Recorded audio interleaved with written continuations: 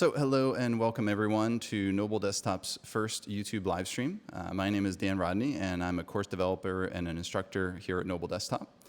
For the past 26 years, we've been teaching all sorts of design and code-related technologies. So we teach things like web design and various Adobe applications. So we teach how to create web pages, how to retouch photos. So we teach Photoshop, Illustrator, InDesign, all sorts of the Adobe apps, as well as how to create websites with HTML, CSS, and JavaScript. Those are the kind of things that we teach, and you can take courses in person in New York City, or you can attend them live online as well. And you could do a screen share in and watch the instructor computer as they're demonstrating and kind of join the class virtually. We also have wonderful workbooks, which are step-by-step learning guides, and that's a great way to learn in addition to our classes. Today we're going to be doing a demonstration on old photo restoration using Photoshop. So we're going to take a look at an old photo and we're going to restore it, we're going to color correct it and make it look better. So that's going to be the goal for today. We have some written instructions so that you can practice this later on. You don't have to do this during the live stream. I'm not expecting you to follow along as I'm demonstrating because we already have the instructions all written down for you. So into the chat, we have posted the link to the goodies page, and that is also in the course, or in the video description below the video as well. And so you can go to the goodies page at any point and scroll down to the old photo restoration and download the handout as well as the class files. And I'll do a screen share here, switch over to my screen and show you that. So let me switch over. So let's say you go to that page, nobledesktop.com/goodies. Just scroll down here, and you can get the instructions for CC 2015, which is basically the same as CS6. If you're still using CS6, it should pretty much be similar, but we also have separate CS6 instructions just in case they were different. So download your set of instructions, which is a PDF, as well as the class files. And in those instructions are every step of doing what we're going to be showing today.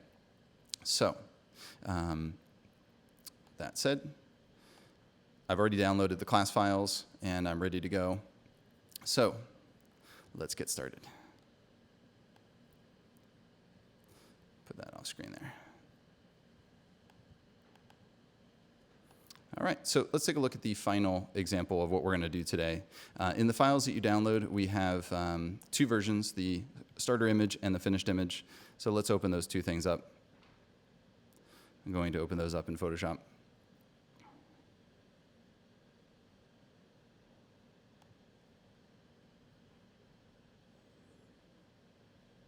All right, so this is the original image that we're starting with.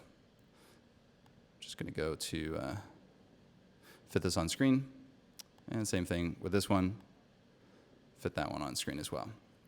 Get these as large as possible for you. So this is the before and after. So we still want it to feel like an old photo. We still want to respect the age. We don't want it to necessarily feel like a brand new photo. We want people to know that it's an older photo, but we want it to look better than what we're starting with here.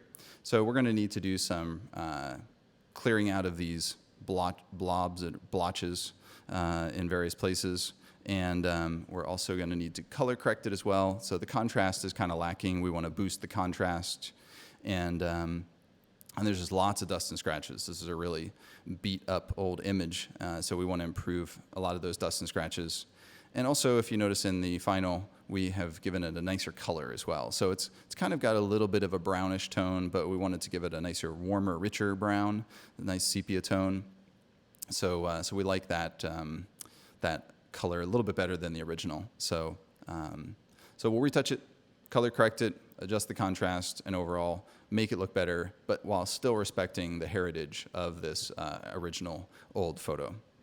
So that's the goal of what we're going to do. So I'm going to go ahead and close that. And to get started with this, the first thing that we want to do is to not work on the background directly. We want to work on a separate copy of the layer because it's important to see the before and the after, to see our progress and make sure that we're going in the right direction. And the best way I find to do that is to work on a copy and be able to hide and show the work that you've done so you can quickly compare the work you've done to the original. So instead of working on the background, we're going to work on a copy of that. Now you can do that by going up to Layer, New, Layer via Copy, or the keystroke for that is Command J. Or on Windows, that's Control J. And I think of J as jump a copy to a new layer. So that's going to jump a copy to a new layer. Now that we have that new layer, we can give that a better name, something like remove blobs. And we're going to start by retouching away the major blobs, kind of these three, this top part, this one, which is the biggest one, and there's a little blue one down here on the bottom left on this guy's cheek. So we'll get rid of those first. And then we'll do the color and getting rid of kind of the rest of the stuff. So we're going to see a variety of ways that you can tackle these blobs. So we're going to zoom in up on this one first. And the first way we're going to do is by selecting it and letting Photoshop get rid of it. Photoshop is pretty amazing at getting rid of stuff for you, and we'll see if Photoshop can do our work for us.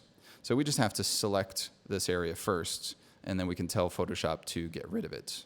When you're doing the selection for this, and now in the latest Photoshop 2015, they're really pushing their new select and mask feature. I don't really want to do that right now, so I'm going to say close that so that it doesn't bother me again. That was their way of saying, hey, there's a new feature in 2015. So now that that's out of the way, I have this lasso selection here. And I don't have to be super close. You don't have to be very, very tight and accurate. You want to, when making this selection, be a little bit away from the edge. You want to make sure that you have all of the stuff that you want to remove and just overlap the kind of good stuff by just a little bit. But you want to make sure that you have entirely selected the bad stuff. And then Photoshop is going to look around and take the surrounding stuff and kind of fill in this space with surrounding stuff. So we're going to fill using Edit Fill. Now, I know in the menu here, they show this keystroke, which has been around for a long time, Shift F5. And the thing about F5 is, who's going to remember F5 versus F6 versus F4? It's kind of hard to remember that. But there's a better keyboard shortcut that they don't actually mention here. We mentioned this in our handout for you, but it's Shift Delete. Or if you're on Windows, Shift Backspace. So you can hit Shift Delete or Shift Backspace to get to this dialog. Or of course, if you don't remember that keystroke, you can say Edit Fill. So we're going to let Photoshop fill this area for us. The default here should be content aware, but if it wasn't, if it was something else, we want to make sure that we choose content aware. And so this is going to be aware of the content. It's going to figure out, hey, what should be there based on surrounding stuff. And it often works well if there's kind of similar stuff all the way around that it can kind of absorb in and pull into this. And it's actually pretty darn genius. So I'm going to click OK. And when I deselect, we see that did a really darn amazing job. It is quite amazing how well this often works. So when you want to get rid of things, you can go in and say your Edit Fill, just click OK, and it just magically kind of looks around, sucks it in, mixes it up a little bit, and really does a tremendous job, actually a lot of the time. So for example, over here, this is a huge blob that we can go in and get rid of. So we're going to choose this. And because you do this quite a bit, that's why I mentioned that keyboard shortcut of using Shift Delete to bring up the fill dialog, because you can just hit Shift Delete, or on Windows, Shift Backspace, and just hit your Return or Enter key, and Photoshop will go in and figure out what to put there. Now let's say it didn't give you the best result right away. It will make multiple guesses that are different. So if you do it again, Shift Delete again, or on Windows, Shift Backspace, hit Return again, it will make a second guess. So you can keep doing that multiple times. If at first you don't succeed, try again until you get something that you like. And a lot of times, I have to say, it is just utterly amazing and works really, really well. But let's say it just isn't doing it for you. Let's say it's not doing a good job. In this case, it actually does an amazing job. But I'm going to back up to when I just had made my lasso here. If it's not doing a good job, there's other ways we can help out Photoshop and tell it what to do. So let's see other ways, because this is a great example of when you might want to do other things. And we don't know what your old photo is going to be like. It could be having totally different issues than this particular image. So we want you to have a variety of techniques that you can employ for your imagery. We don't know what's going to work well in your imagery. So down here where we have the healing tools, hidden here behind the spot healing brush, there's a patch tool. And the patch tool will take a selection, and you can go somewhere else and use some other content to come back and patch this. It's kind of like copy, paste, blend is kind of the way that it works. So you select the source of the problem. So right up here, notice it's set to source. Now the patch up here right now is set to normal, but that content aware type technology that Photoshop has is actually better. I'm kind of surprised that the patch tool doesn't default to content aware. Many versions ago, Photoshop only had a normal patch tool. It then became content aware. And in every other case, Photoshop defaults to being content aware because normally that technology is just much smarter than the older technologies. But for whatever reason, they don't default to content aware. I'm not exactly sure so why they're doing that. So when you choose content aware, it's going to do generally better quality for you. So if you drag this selection somewhere else, the cool thing about this is unlike the content aware fill, you get to choose what goes in there. So you can choose, hey, I want some of the darker stuff, or I want some of the lighter stuff. Now, it's still going to do a blending, so you don't know until you let go exactly how this is going to look, but you're getting a pretty darn good idea of, somewhat how it's going to look. In terms of the textural quality, and you have control over what's going to be put there. So if I let go, it's going to blend in the edges and make sure that you don't see those, but it takes the texture of what you were putting into there and kind of blends it in. So let me undo that again. So if I come and I take some of this stuff, watch the texture that I'm going to get, and it's going to blend that texture in, but it's going to keep the edges kind of soft and fuzzy, even though I didn't have an actual feathered selection, even though this was a crisp edge selection. The goal of the patch tool is to not see edges. It's going to try to blend it in and make it look natural in that space. So let's go back. So you get to choose. So the time that I will use this is when the content aware fill doesn't guess properly. If I want more control, this is going to give me more control. I can choose better what's going to go into that space. But content aware fill is so quick and easy to use that I will typically choose that first just to see how well it works. And if it doesn't work well, then I'll go to the patch tool. But it's just so quick to choose the content aware fill and see if it works. So you can just choose it, shift delete, or edit fill, hit OK. And it typically does a pretty darn amazing job. We can also get rid of this little guy right here. Shift delete, hit return.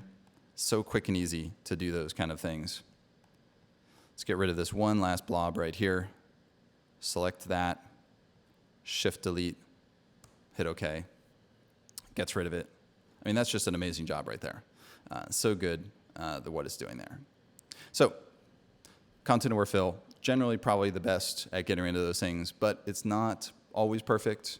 And so it's nice to know that you have a backup in the patch tool if you need that. All right, so if I hide and show this layer, we can see the before and the after. So we just removed a couple of those things. If there's an area that you don't like, when you see that, if you're thinking, it's not exactly what I want, you can go back in and try it again. So for example, if I want to select this area and let the content aware fill work, I'm going to hit my shift delete and hit OK and see if it does a better job. I think I like that a little bit better this time. All right, so I just want to take care of those first kind of big blobs, the biggest ones first, and then we're going to come back in and take care of all the little stuff in a moment. But before we do that, I'd like to see a bit better contrast and the improved color. So the next thing we're going to do is to remove the current color and then apply my own color instead. So for that, I don't want to destructively change the color of one of these layers, I want to use adjustment layers instead. So instead of using image adjustments, for which you'd have to select a layer and do image adjustments and then run these destructively, we're going to do layer adjustments. And you could do layer adjustments up here through the layer menu, choose adjustment layer and do it this way. Or you can also do that in the layers menu down here at the bottom right. You can go to this little button down at the bottom middle, click on that button, and choose your adjustment layers there as well. So the main difference is when you choose the adjustment layer through the bottom menu, that it just creates the adjustment layer, and it doesn't ask you any questions by default. If I undo that and go in and do it through the menu up here, the difference of doing it here through the menu is that when I choose it through the menu, it says, hey, let me show you the options first before I go ahead and create it. So it gives you the chance to name it ahead of time instead of afterwards. So we want to actually do this adjustment layer called a gradient map. So a gradient map is going to map a gradient of colors to the existing light to dark. So let's see what's going on with the gradient map. This is going to convert to black and white. So it creates my convert to black and white layer, and you can choose different gradients to map to your existing tonal range. So what happens is they'll take one color and map it to your darks, and the other color and map it to your highlights. So in this case, if you're doing the red to green, the red is going to the shadows, and the green is going to the highlights. That's kind of funky. It inverts it because we've gone from kind of a light to a dark color. If we do violet to orange, the violet's being put into the shadows, and the orange is being put into the highlights. In this case, we're just using it to go from black to white. So the difference is that it's mapping pure neutral black and a neutral white, whereas before it was not a neutral black. It was a little bit off. It was a little bit warm, kind of a brown. So that layer just converts to black and white. And there are various different ways of converting to black and white. This one doesn't really change anything about the image except kind of take away the color. There's other ways you could also create a hue saturation layer and just pull out the saturation. So there's a variety of ways that you could do this with different layers. Any of them can work just fine. Now that we have a black and white image, I now want to apply my own new color. So layer, new adjustment layer. And again, there's a lot of ways you can adjust color. In this case, I like color balance because it's straightforward to use and it's easy to kind of visualize what you're going to get. You can get similar results with things like curves or levels, but color balance in this case is just a little more straightforward, kind of obvious of how it works. So we're going to choose color balance. Oh, actually, I forgot. Before we change the color, I realized I want to change contrast first. Because now that I have it as black and white, I want to bump up the contrast because the contrast isn't so good. Now, why do I want to do contrast before color? Well, because when you adjust contrast, it can potentially change your color. When you boost contrast, you boost color saturation. When you decrease contrast, you decrease color saturation. So ideally, it's a good idea to do your contrast first and then do color correction. There are some tricks you can use to avoid that shift, but we're not going to get into those today. So first, I'm going to do a curves adjustment to do the contrast, and then we'll do the color. Okay, so each time I do a new adjustment layer, I'm making sure that my current layer is selected so that the new one gets put on top. So I'm going to choose curves, and that's going to go on top of the convert to black and white layer. So I'm going to say adjust contrast. So within curves, let's make this bigger so we can all see it a little bit better there. You get what's called a histogram. And the histogram is an illustration of where tones are in your image. So where you have peaks, that means you have pixels within that tonal range. So at the bottom, we see a black point on the left and a white point on the right. So we go from shadows to highlights as we go across the bottom of the curve. Where we don't see peaks, that means we don't have pixels. So up here in the highlights, we trail off close to the highlights, but we kind of have some peaks very, very close to the highlights. And that would be things like these kind of light grays. And there's a pretty big peak, which means a lot of pixels right here in a fairly bright area. Not white, because that would be all the way over on the right, but fairly bright things. There's a pretty big peak, and that's because there's a lot of light areas probably around here, and that's what's causing that peak. And then we have some other peaks down here in kind of the mid-range of like 50% gray would be right in the middle. And we have a lot of those tones here. But we have no peaks down here in the shadows, and that's what we want to fix. We want to pull this black point over and change what is black. Because right now, potential pixels that we could have over here are black, but we don't have any pixels there. We have pixels over here. This is the brightness of our current pixels. And right now, that current brightness is set to this kind of like 75% gray. As I pull this over, we're changing the definition. And now, a different set of pixels are forced into blackness. So now, our tonal range from highlight to shadow is now spread across the pixels that we actually have, instead of some of that tonal range being wasted on pixels that don't exist in our particular image. So I'm going to pull this over. And as soon as you kind of hit some of those pixels, generally that's when you want to stop. So if you think about this as like your beach, as soon as you hit the beach, you want to stop. You don't want to beach yourself too high up on the beach. If you go too far, too much of your image is going to be forced into black, and you're going to destroy detail. Because now anything from this black point to the left is now all forced into black, and there's no detail whatsoever. Anything is to the right of the black point is going to be lighter than black, and therefore is going to have some detail. It's going to go from between the black to the white. So once you have a good white and black point, and I think the white point is pretty good in this case, if I did bring it over here and forced some things to go white, it would brighten up the image. But I think that for the most part, I kind of like where the highlights are for the most part in terms of the brightest white. So I'm going to leave that alone. What comes in between, though, like I have a good white and a good black, but what comes in between, I think could use a little adjustment. Some of the midtones are maybe a little bit darkish now. I have some good blacks, but some of the other midtones that come in between the white and the black could be changed. I think I want to make them lighter. So if you put a point on the middle part of the curve, if you drag down, you're going to make the midtones darker, and if you pull up, you're going to make the midtones lighter. So I'm going to drag up to make them brighter. Now, where you put that point, you can put it technically any place between the white and the black point, but if you put it more towards the shadows, you're going to be affecting those more.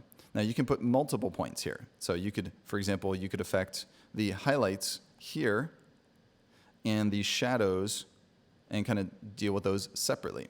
But what you want to be very careful of is flatlining your curve. You never want that to be flat straight across, because you're going to get these big gray areas that don't look good. Certainly don't want to invert your curve. And you also want to be careful about doing too straight up of a curve, because you'll get too much contrast. So I'm going to put my point up here a little bit more towards the highlights, and I'm going to pull them a bit brighter, and just a little bit brighter. I can see the before and after by hiding and showing that layer. And for the most part, the main change that I've done here is not to brighten up the whole photo, but really to darken the dark areas. And that was my goal. I kind of liked the midtones for the most part. I just wanted to give more punch to the shadows. So I think that works well. Okay, so now I can do the color change that I wanted to do. So we can go back to layer adjustment layers. And just to give you a little tip here, the layer menu up here, when you're choosing things this way, it gives you this new layer dialog. It gives you these options. If you prefer to use the button down here at the bottom of the layers panel, and you'd like to get the options to name ahead of time, you can do that. Normally, when you go into this menu and you choose something like color balance, it's just going to create it, and then you could name it or choose options later. But if you want to get that dialog while you're creating it, just hold the Option key on the Mac or Alt on Windows, and then when you choose it from this menu, you will also get those options, but you have to choose it before you go into the menu. When I just did it there, I held it after I opened up the menu. If I hold it first, so I'm holding Option on the Mac or Alt on Windows, and then I go into the menu and I choose it, then I will get this dialog of these various options that I can choose ahead of time. But if you forget to set it ahead of time, it's okay. You can still create it and do it afterwards. I can still go in here and call this sepia tone, and make the change. All right, so the reason I chose color balance is because here you literally see the color change right in front of you. You see going more blue or more red. And when you think of a brown, browns have warmth, so they have a red color, and they also have some yellow warmth as well. If you think about the sun's orange, that's yellow and red, so I think that'll kind of create a nice feeling to this. So I'll start by pushing over towards the red a little bit, but then it does have like a little bit of a pinkish tinge to it, so we can counteract that by going in with some yellow. And you get to choose what your balance is here. So, do you want to go really yellow, or do you want to go more towards the red? And the further you go with this color shift, the more pronounced the color is going to be. I want to keep this just subtle, so I'm going to stay towards the middle here. So it's a subtle change. I like a little bit more of the red in here. Let's see the before and the after. I don't want to majorly change the color, but I do want it to have that kind of nice, warm sepia. Maybe a little more yellow. Maybe a teeny bit more red. Give it a little bit more color there. I think that's kind of nice. Okay. Still that nice kind of old photo feeling to it. So we're starting to get more layers here, and we want to keep ourselves organized as we're working. So we're going to start to group our layers together into logical sections so we can hide and show them all at the same time. So I'm going to shift-click to select all of these layers. So the important part of that was that the top one was selected, or the bottom one, doesn't matter which one, but you want one of the end layers selected, and then shift-click the other end, and all the in-between layers are going to be selected. And then we can group all those layers together by going to Layer, Group Layers. The keyboard shortcut is the same as other Adobe apps. If you're used to Illustrator or InDesign, Command-G on Mac or Control-G on Windows. G is in Group. So we can still twirl open that group to see what's inside of it, or we can close it up. But the nice thing about having a group is that we can hide it with one eyeball and show it with one eyeball. So now we can see the converting to black and white, the contrast, and sepia tone all with one click. We just double click on that group to give it a name, and I'm going to call this color and contrast. There we go.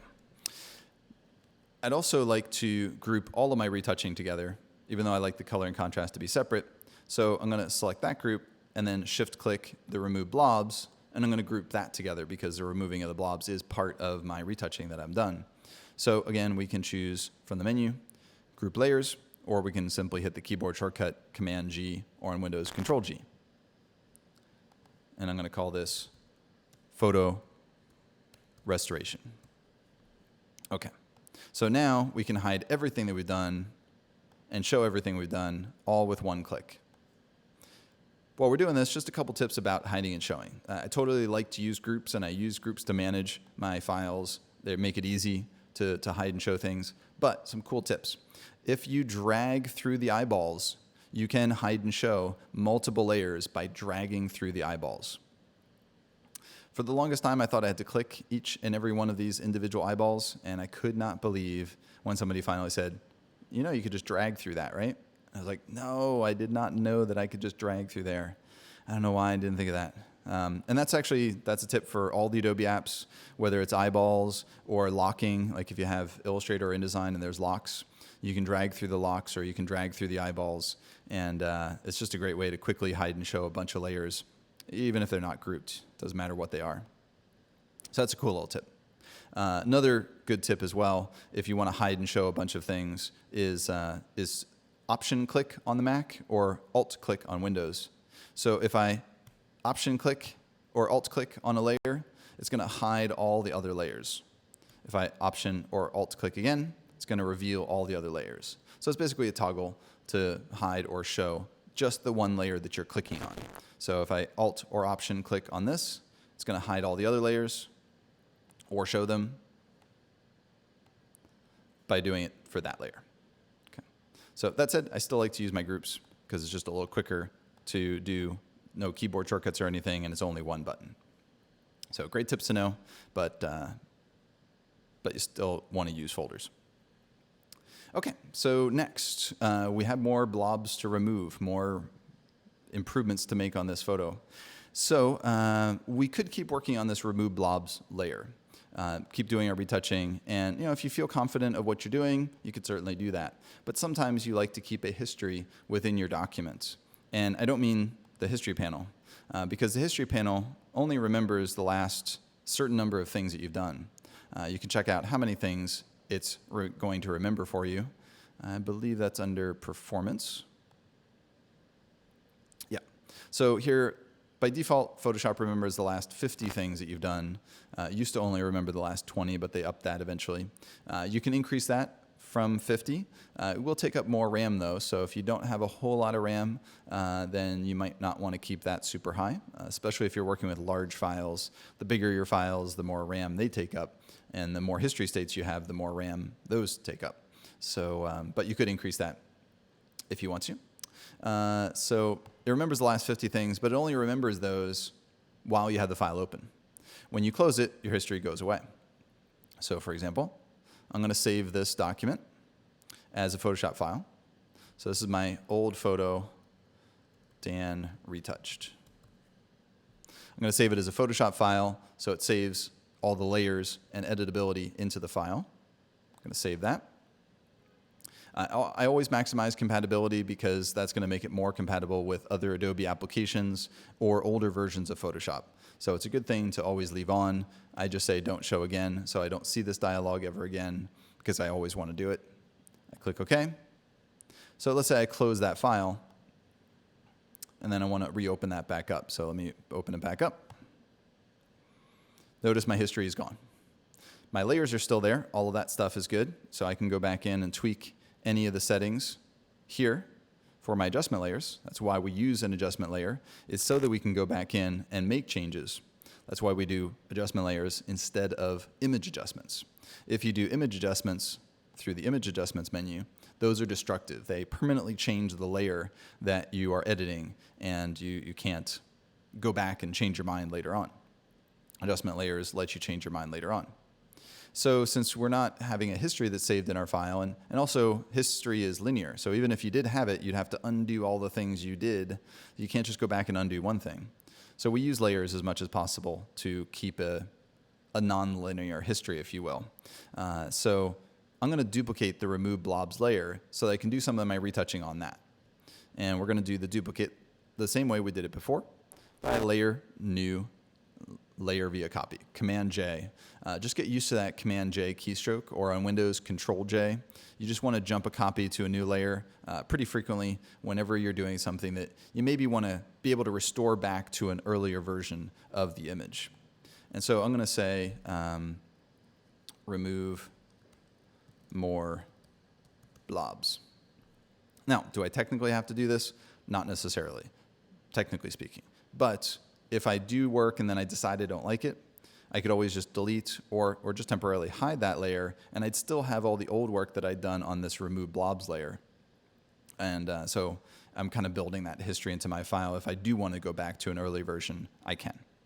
So I'm going to make sure that this layer is selected, so I'm working on that layer. And actually, I'm going to call this remove dust and scratches, because we are going to remove some of those blobs, but we're going to do some of the dust and scratches first, because there's just a lot of little scratches and everything all over that.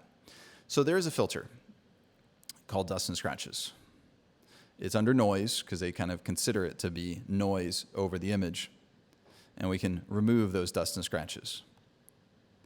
Now, depending on the image, you may or may not have good success with this filter, and don't think of this as being your final thing that you're going to do that's going to just fix your photo completely, perfectly, and you don't have to do any work. You can use it to help you out, but don't rely on it to do everything. So what does this do?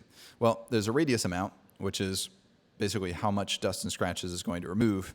And you can see the immediate problem is if you go too high, you have no detail. You're like, look, great, no dust and scratches. And you're like, but also look, I have no photo left. So you've gone too much. So you got to be careful. It's kind of like a blur that respects edges. right? It's not like a Gaussian blur, which will blur out everything smoothly. That's kind of the interesting thing about it, is it does try to keep some crisp edges, but it's trying to blur out the non-important details. So you want to be careful and go with a fairly low radius because you don't want to obliterate all your detail. But let's just say I go with a radius that's a little too high because it's removing too much of my detail. But let's just say for right now that I keep that. I want to show you what threshold does. So threshold is the question of, does this actually affect everything or just certain parts of the image? Threshold is like when you go into a door, there's something called the threshold. When you cross the threshold, you were either outside or you were inside. In the case of dust and scratches, you're either removing the dust and scratches from a part of the image or you're not. So when does it meet the threshold of remove dust and scratches from this area or not?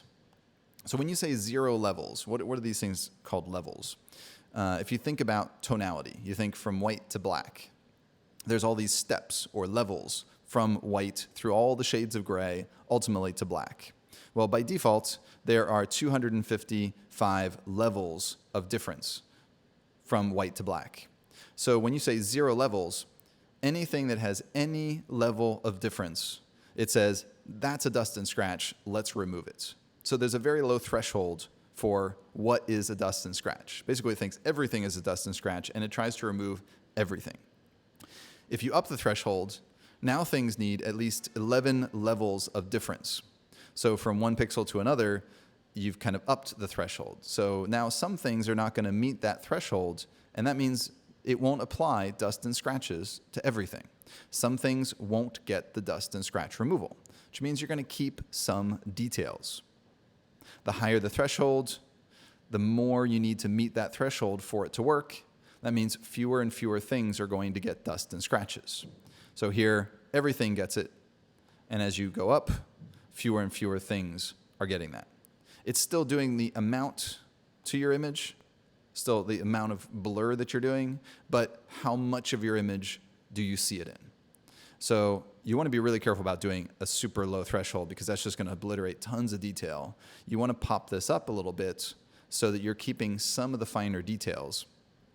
Again, with radius, you don't want to go too much because it is going to obliterate a lot of details. So you want to keep a fairly low radius, generally, and you want to have the threshold definitely higher than 0. You want to bump that up. And so you just have to play around with this a little bit, depending on your particular image. Let me zoom in so you guys can see this a bit better. So now if I'm hiding and showing the result with the preview checkbox here, the goal of this is that I want to see that, for the most part, I'm keeping a lot of the finer details, but I'm losing a lot of dust and scratches. That's the goal here. So if you're losing too many of the fine details, you want to adjust things. Maybe you want to boost up the threshold so less stuff is being affected. Or if there's too much blur, you might need to bump the radius down so it's not doing as much of a blur. Also keep in mind that right now I don't have any selection, so it's doing this to the entire image. You might have some parts which can withstand a lot of dust and scratches. Like the background is already very artificially blurred and soft, so there's really no detail that I need to keep there. I can apply a much heavier-handed dust and scratches to the background than I can the face, which has more detail. So right now I'm doing an overall dust and scratches, but that doesn't mean that I have to always do it to the whole image. I can make a selection before I do this. So let's keep this kind of low. I'm just doing this as a light initial pass over the image just to remove the first wave. And I'm going to click OK. Now, the next time, maybe I can go in with something a little bit heavier-handed. So I'm going to start by selecting all, but then deselecting certain parts that I think have detail that I want to keep. So using my lasso, and I want to have a soft edge here. So I'm going to go up to my feather amount in my lasso tool. So this is actually going to change the lasso that each time I make a lasso, it's going to have a soft feathered edge. So I'll set something like 10 pixels, gives me kind of a nice little bit of softness here. I'm going to hold Option as I drag around the eye. This would be Alt if you're on Windows. So you hold Option or Alt to subtract from your selection.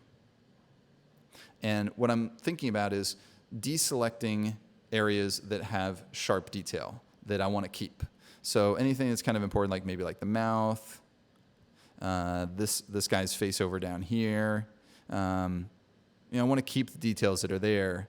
The background here of the chair, that's kind of got some interesting sharp details that I don't want to lose. So I'm deselecting those. So basically everything is selected except that particular, those particular areas that I'm deselecting. I can deselect the buttons. Maybe I don't want to remove the button detail because I like the buttons that are here. So I'm still doing most of the image. I'm just thinking about, hey, what don't I want to do? I don't want to do this stuff. So that's why I'm removing it from the selection. Okay, so I've got most of the image selected except for those few little parts. And then I can go back into dust and scratches and maybe do a little bit more. Zoom in so we can take a closer look. Now notice as I do this, I'm going to crank up the settings kind of a lot here, just so we can really see that it's going to have kind of a big change. But notice it doesn't do it to some areas. Those areas that I deselected, right? So that's a good thing. So it's not affecting the eyes, it's not affecting the mouth, it's affecting the other parts. So maybe we can do a little bit more in this case. But you still don't want to do a ton because you don't want to lose the detail of too much detail of the original. But it is helping to some extent. It's getting rid of some of the stuff. Gets rid of some of those white parts there, helping me out a little bit. Okay. For anything else beyond that, really, you're going to want to go in and do selective areas of just a couple areas. So let's say, for example, the background. I could take a whole area like this. Notice my feather is still 10 pixels, so I have a nice soft edge, so it doesn't create a crisp edge selection. And then I can go back in and I can do a dust and scratches just on that area. And in this case, I can afford to do more application. Now, I don't want to have a really low threshold because that is going to obliterate texture. So I still do want to have the threshold up, but I can get away with a bigger radius to fill in those white spaces. So you just want to play around. Don't have it too low, or else it loses too much texture. And hopefully this is coming through in the screencast in terms of the quality there. Hopefully you can see that that kind of obliterates the texture. If you keep it up, if you keep it too high, now you're not applying dust and scratches to those areas. So you have to find just the right amount for your particular image. What's the right threshold that fills in those gaps for you without eliminating your texture? But you can do that on an area by area basis. So I can select an area and apply more or less depending on that area. Now, when you go up to the top of the filter menu, notice that dust and scratches is there. If you want to reapply the last amount you just did, you can just choose that. And it will just reapply the same amount that you just did. But you might not like the exact same amount. So let me undo that. So a neat little trick is, instead of having to go all the way back into noise, dust and scratches every single time, and of course that's going to give you the ability to customize the settings, since we just saw that right up there, it'd be kind of cool if we could make that pop open the filter, but with the settings. So once again, that Option or Alt key is going to come in handy. On the Mac, it's appropriately called Option because it shows options. On Windows, it's called Alt because you see the alternate settings. So I can hold Option or Alt when choosing that, and then I get to see the options. And then I can tweak it and get just the right amount for this particular area of the image. Keep in mind that if there's any big areas like this, that you may want to use the Content-Aware Fill to fill in those areas. So going into Edit Fill, or hitting Shift-Delete, or on Windows that was Shift-Backspace. And filling that in might help. Now be careful, I had the 10 pixel feather on. And you got to be careful with the feather because the feather softens the edge and actually kind of feathered into the object, and I didn't entirely select the object. So do keep in mind that if you ever apply that feather to your tool, you have to go back and get rid of that. So I'm going to go back and get rid of that and try that again. Shift delete, fill that in. Oh, that's nice. So we can go in and grab areas, shift delete, and just get rid of those. Now an area like this, where it's coming into here, you might think that's kind of tricky because you got to extend that line across. I think this is a place where that content aware fill is going to really work nicely. Shift delete to bring up the fill dialog and just click OK. That's pretty darn good. Now it did give a little bit of a hump there. Sometimes you can give it a second shot. Shift delete again. Same thing again. Maybe you can hit it one more time. Just see if it gets it good. And I think that's pretty good in this case. But let's just say it didn't work. It does often work, but let's just say it didn't. What's another option? Well, remember that patch tool. So once you have your selection, the other alternative is to use your patch tool. You can go to your patch tool, set it to content aware, but instead of the content aware fill, which is it entirely judging what it thinks should be there, you're giving it some help in this case. You're going to drag this to some other area, and you're going to tell it, hey, this stuff should be put there, or this stuff should be put there, and you can line it up and get it set. And when you think it looks good, you let go, and it's going to come back in and put what you thought it should be in there, and it's still going to blend it in, but you have a little bit more say. So if the total content aware doesn't do what you need it to do in terms of that content aware fill, give this a shot and try it out. It can be a nice alternative. But like I said, content aware fill is just so quick. I do typically choose that first. Shift delete. And because you do it so quickly by doing that shift delete, that's where that keystroke really comes in handy, just hitting shift delete so quickly. Now, there's a lot of little streaks along here that we want to start to minimize. And some of those can be helped by the content aware fill to some extent, but it's kind of hard to select a long streak. And the dust and scratches didn't entirely get rid of that. So we have the content aware fill, but we can also use content aware in other cases. Like, for example, the patch tool is content aware. But also the spot healing brush is also content aware as well. And the spot healing brush is nice for just hitting little spots very quickly. Instead of having to lasso a spot and then having to bring up the fill dialog, we could just click on it with the spot healing brush. So if there's a little spot that you want to get rid of, just drag over it and it will be healed. Just drag over it and it will be healed. It's pretty amazing. Drag over it, let go, drag over, let go. We see it go dark because it wants you to know whether you've highlighted something or not. And as soon as you let go, it looks around the surrounding areas and says, let me suck in some good stuff and mix it up so that it looks nice in these areas. So spot healing brush, you do want to set the size appropriately to the area that you're covering. You don't want to cover over too much of the area and remove original pixels. So you can adjust your brush size there. And the trick is you do want to cover over the entire area that you want to remove, ideally all in one kind of shot, so that it can look around and pull in good stuff. If you kind of whittle away like a little bit here and a little bit there, it sometimes pulls some of the stuff you don't want back into that area. By the time you have highlighted this whole area, when Photoshop looks around, it should see only good stuff all the way around and know that everything inside this area that you've highlighted is all bad. And it knows to entirely remove it with surrounding stuff. So it's better to do it in one shot than whittle away piece by piece by piece. So here again, you can just drag over an area, and when you let go, it'll pull the surroundings in and heal it for you. And can often work really, really well. And in this case, it's probably faster to brush that than it is to select it with a lasso, especially when you're doing kind of straight lines like this, especially when it comes to these little lines that are really straight. Let me show you a cool trick with the spot healing. I'm going to create a new document to show you this, actually. I'm just going to create a 8.5 by 11. That'll be good size.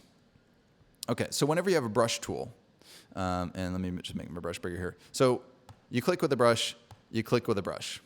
So click, click just makes dots. However, if you click and you shift click will connect those dots. So instead of click, click, hold shift. Shift click, shift click, shift click. That works with any of the brushing tools, including the spot healing. So if you want to remove a straight line, you can size your brush to the size of the stuff. And you can do that up here using the size. Or you can use your square bracket keys on your keyboard. Left square bracket, right square bracket. If you hit your left square bracket, it gets a little smaller. The right square bracket key makes it a little bit bigger. I'm going to make this a little bit smaller. And I'm going to click at the one end, and then shift click at the other end, and it makes a straight line to heal that. So you can click at one end, shift click at the other, makes a straight line in between, and heals that. So here's a nice long straight line. Click, shift click, click, shift click. So that could be a way to do straight lines without having to drag through the entire line. Okay. Now, also don't forget that you have your dust and scratches. So in certain areas, you want to make sure you maybe hit it with the maximum dust and scratches you can get away with. So you do dust and scratches first. Oh, I didn't feather that, so let me just go in and feather that real quick. I'll put on a feather of like 10 pixels. Then I'll go back in and do my dust and scratches. I'll see how much I can get away with in this case. Maybe a little bit less. Keep a little bit more texture there. There we go. So it's really using a combination of these to improve your image. Now let's just see how far we've been getting here. I'm going to hide and show. And so we're getting there. The background is looking pretty nice. I could still run some more dust and scratches in some of these areas.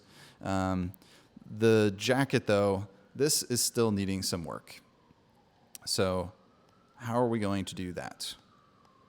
So I would certainly go through and maybe do some more dust and scratches in some of these areas, like some of these kind of mid areas that don't really have a lot of detail. I'd feather out my selection there, and then do my dust and scratches for that. Try to get that as good as I can.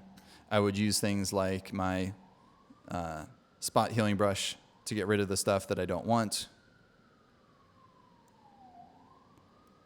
See how much I can finish up that way. But even after doing all that, there's still going to be a lack of detail that's just not quite there to make this maybe as punchy as you'd like it to be, because there's just some softness to this image. And so one of the things that's nice to do on a black and white image, or this can also work on a color image too, but especially like black and whites or sepia tones, you can do this very easily on, is to go in there with just light and darkness and define an edge. And the way that you adjust your brightness by painting is using your dodge and burn tools. So dodging and burning is a traditional darkroom technique of lightening and darkening. Burning is making things darker, and dodging is making things lighter. If you never did this in a darkroom, don't worry. You don't have to understand how it worked in a darkroom. Just know that dodging is going to lighten, and burning is going to make things darker. An easy way to remember, if you can remember dodge and burn go together, which one makes things dark? Well, when you burn toast, what do you get? Dark toast. So when you burn something, you make it black or dark. So I'm going to start by darkening some stuff using the burn tool. Now you want to go in with a very small brush. So I'm going to hit my left square bracket and make this really nice and small, because I want a fine brush to work with. And now the default exposure is 50%. That might be a little too much. It might go black really fast, and yep, whoa, look at how dark that goes. Way too much. They want these tools to be set to a high amount initially, so it's obvious what they're doing. But a lot of times to make them usable, you have to lower the exposure down a lot. I'd rather go over it multiple times to build up to the right amount than going over it once and realizing it's too much and having to go down. And, oh, that's still too much. Let me undo and let me go down. So I use often small little amounts. And then you can go in there and, well, even that I think is too much. Sometimes I get into like the 2 and 3% here just to slowly build this up. And you can actually use this to get rid of some of the light areas, but you can use it to define the edges more. And it's going to be a combination of the darkness as well as the lightness as well. So if you go through and you drag a sharp line, you want to do some shading here. So think of this as like you're an illustrator and you're shading here. So you've got to get the nice fall off, the nice kind of blending. So you want to create, now if you want to create a sharp straight line, remember click, shift click, shift click, shift click, shift click. And it might be subtle, but you're slowly making a change. If you don't see it enough, of course, you can go with a slightly higher exposure. Maybe I go to like 4% so I can see this just a little bit more. And the more that let's go back down to 3. The more that I make the sharp edge with the black and then go back in with the dodge tool to lighten up the other side. Let's go to like 4% on that. Again, with a small brush. If you start to lighten one side and darken the other side, you're going to create the appearance of sharpness. Look at the difference here. As I hide and show that, we're starting to get better clarity. I'm literally creating detail. So you want to go into the shadows and sharpen up the shadows. I'm just shift clicking back and forth here. And then you want to do some shading here to kind of feather it out. Then I go back in with the dodge tool. So on one side, you want some darkness. On the other side, you want some highlights. Like here, I don't really have much of a defined edge, but I can start to define the edge by lightening that up. And so kind of think of yourself as an illustrator. You're a photo illustrator, creating detail where detail may not have existed. So, going back here, you can entirely create a line that may not have existed before. And you need to define it. Now, this is where having a Wacom tablet, a pressure-sensitive tablet, can definitely help because the fluid nature of your hand, it's easier to paint using a tablet. Let me turn on a little camera here. So using a pressure-sensitive tablet, like a Wacom tablet, you've got a pen that you can use. And using that pen, just the motion of your hand painting on your screen is going to be a more natural movement than using a mouse. The other really important thing that's different about using a tablet than a mouse is that there's a portion on your tablet. How much you guys can see this here. Notice there's a rectangle here. That rectangle actually represents your screen. And when you go to one corner of that, that's going to one corner of your screen.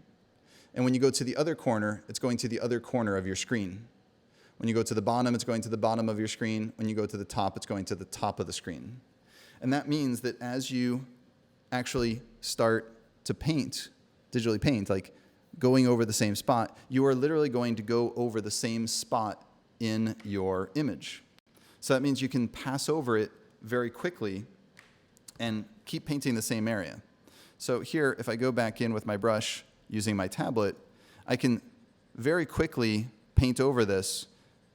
And I don't know if you can see the speed of my brush going back and forth, but I'm going back very fast. And really, I feel like I'm painting in a way that I could never do with my mouse. That speed, I can never achieve that speed using a mouse. I'm good with the mouse, but I'm not that good at going in there at that speed. The main difference is when you use a mouse, the mouse, every time you push it, it's going relative to where you came from. You can't just place it on a spot and keep going back over that same spot without it kind of slowly shifting. So you keep having to counteract for that shift. Because the tablet has an exact relationship to your screen, that the same place on the tablet is the same place on your screen, that makes a huge difference. because there's an exact spot. You can keep going back over and back over. And so you can do it really fast because you know you're hitting the same spot. You don't have to like make sure that as you're going that you're still like hitting the same exact spot. You can also get Wacom tablets that are actually screens that you can actually paint directly on the screen, which is amazing. But you don't have to spend super big amounts of money to get a tablet. You can get even the cheapest tablets. Let's say we go here onto Amazon.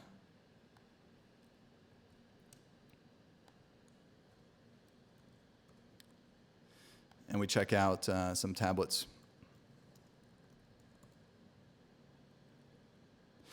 The Intuos line, which is the one that I have, is more expensive. Those run around $300, but you can get cheaper ones. So like here, for example, it's got pen and touch. You can actually do some touch on this one as well, but the pen is the thing that you mainly want.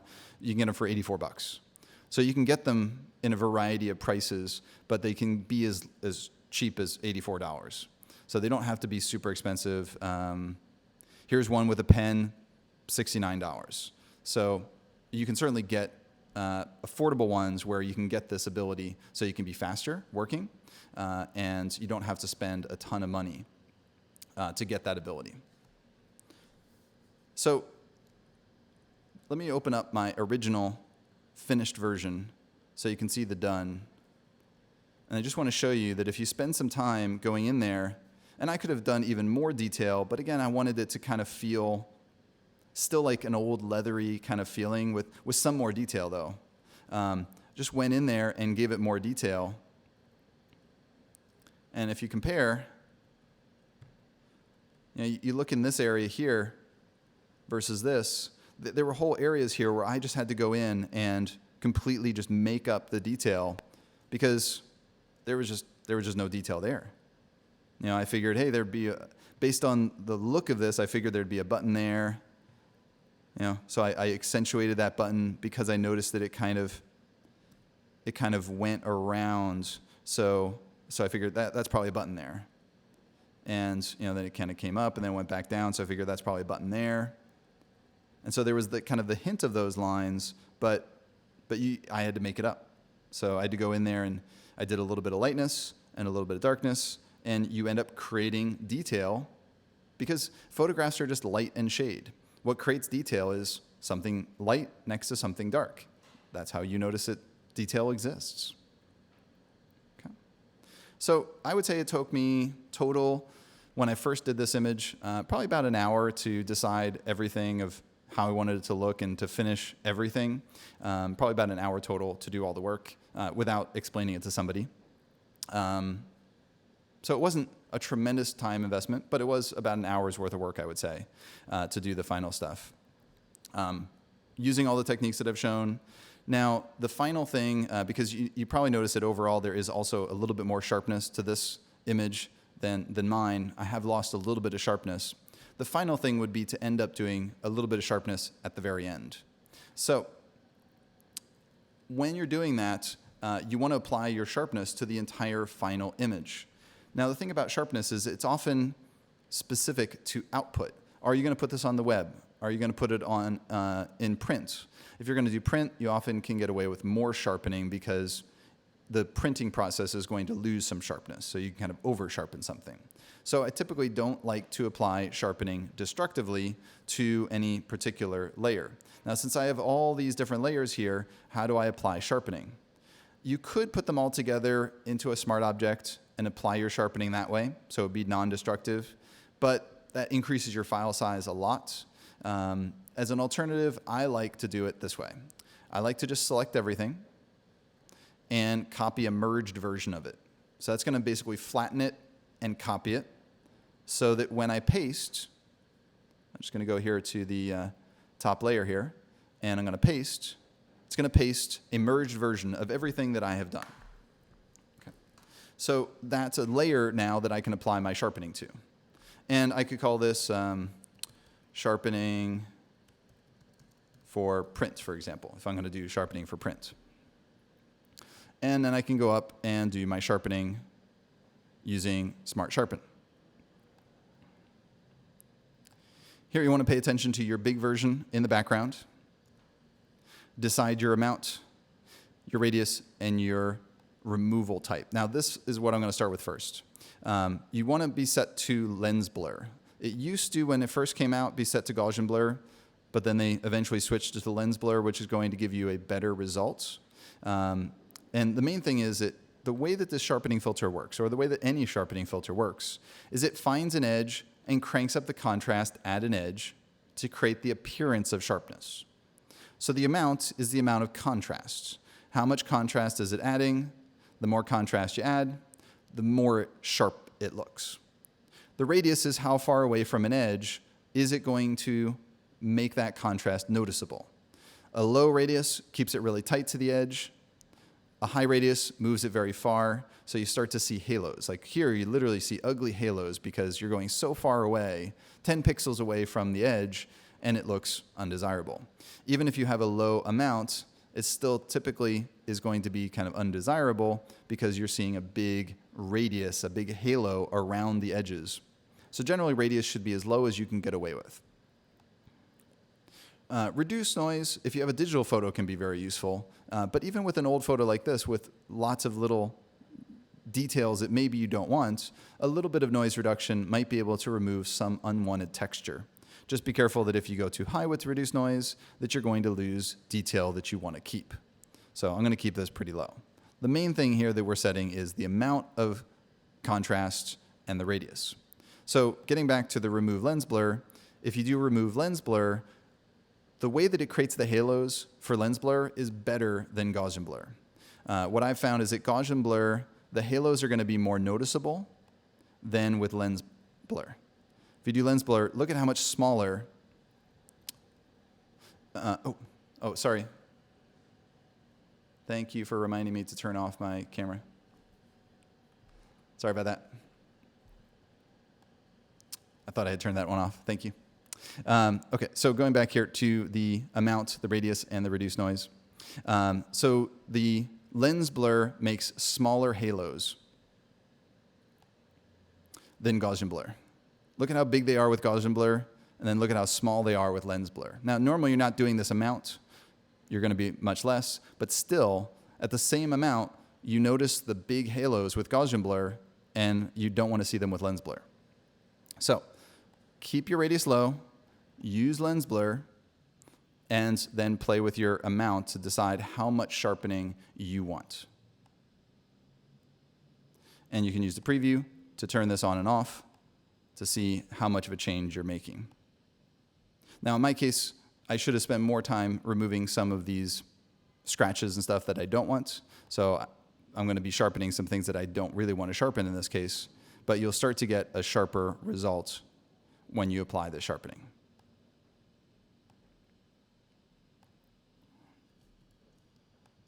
So if I hide the sharpening and then I show it, I don't know if the screencast video quality is going to be good enough. Hopefully you guys can see that there is a quality change. Don't expect amazing things out of the sharpening filters. You're going to see a little bit of improvements. Mainly when you're really trying to create clarity, your original is going to determine how sharp something is. And in this particular case, me going back in and painting in detail is really how I got a lot of the clarity that I wanted to have in my image.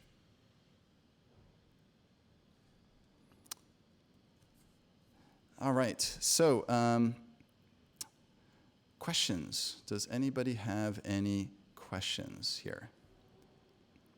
While I'm waiting for people to ask questions into the chat, I just want to mention that, once again, that you have an exercise waiting for you to download on the goodies page. I'm going to paste this one more time into the chat.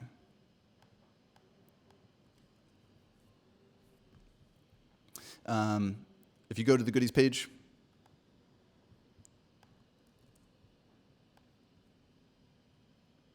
scroll down, we got the instructions, the class files.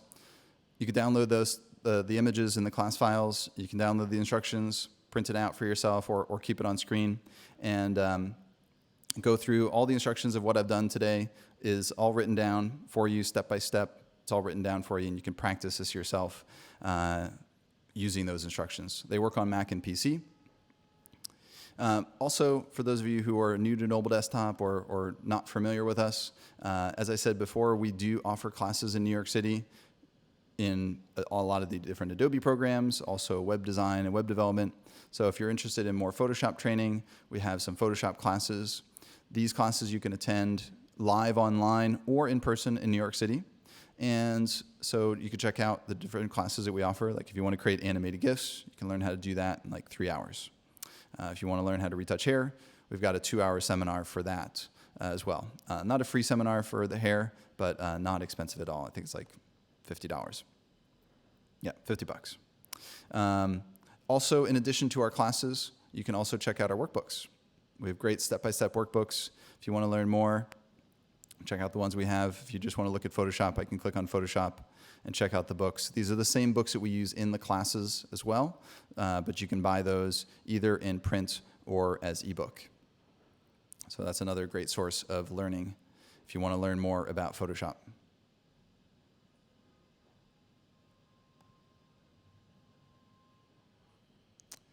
All right. So any questions in the chat before we end for the day? A lot of times the online seminars go 2 hours. This one was a little bit of a shorter topic, a bit of an easier image to retouch.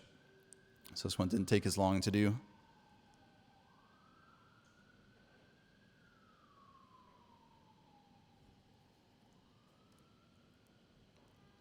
All right, well, since I don't see any questions popping up into the chat, I will assume that you guys are all doing well. So yeah, at any point, just download the handout and the class files, and you can go through it if you want. The URL is going to be in the video description, so you can check it out in the video description as well as in the chat. And this video will be posted on our website as well as on YouTube as well. If you ever go to our free seminars page, down here at the bottom, you can watch past seminars that we've offered. Just click the watch now. And so these are the recordings of our previous seminars. For YouTube, be sure to subscribe to our channel, and we'll be hopefully posting other videos in addition to these live streams as well.